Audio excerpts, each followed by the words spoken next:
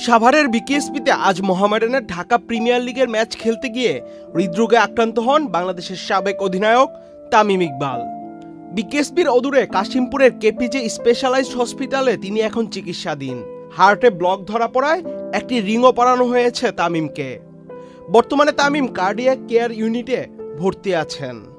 তামিমের হাসপাতালে ভর্তির খবর ছড়িয়ে পড়তেই তার সুস্থতা কামনা করে পোস্ট করতে থাকেন অনেকে। আইপিএলের বর্তমান চ্যাম্পিয়ন কলকাতা নাইট রাইডার্স থেকে শুরু করে লঙ্কান কিংবদন্তি লাসিথ মালিঙ্গা, বাংলাদেশ দলের সাবেক অধিনায়ক মাশরাফি বিন মর্তুজা থেকে শুরু করে সাবেক সতীর্থ তাসকিন আহমেদ, মেহেদী হাসান মিরাজ সহ অনেকেই সামাজিক যোগাযোগ মাধ্যমে পোস্ট দিয়েছেন।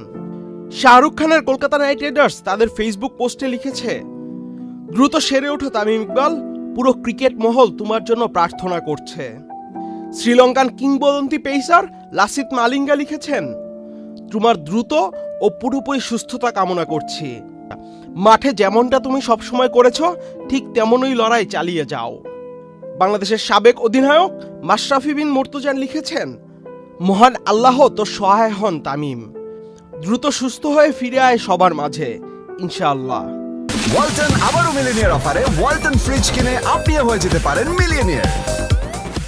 বাংলাদেশের বর্তমান পেসার তাসকিন আহমেদ লিখেছেন, ঢাকার সাভারে অবস্থিত বিকেএসপিতে একটি ম্যাচ চলাকালীন তামিম ভাই হঠাৎ গুরুতর অসুস্থ হয়ে পড়েন এবং তার অবস্থা তখন অবনতির দিকে।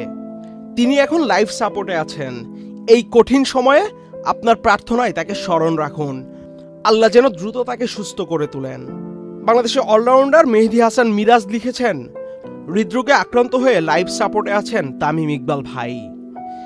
যেভাবে ক্রিজে আপনি ছিলেন অটল, তেমনি এই কঠিন সময়ে আপনার সাহস ও দৃঢ়তার মাধ্যমে দ্রুত সুস্থ হয়ে ফিরে আসবেন, এটাই আমি তথা পুরো দেশবাসী বিশ্বাস করি।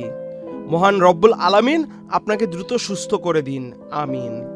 বাংলাদেশের বর্তমান ড্যাশিং ওপেনার তানজিদ হাসান তামিম তার এক পোস্টে লিখেছেন, সবার কাছে অনুরোধ, তামিম ইকবাল ভাইকে আপনাদের প্রার্থনায় রাখবেন, আল্লাহ যেন তার সঙ্গে থাকেন। আহমেদ শাফি, চ্যানেল আই।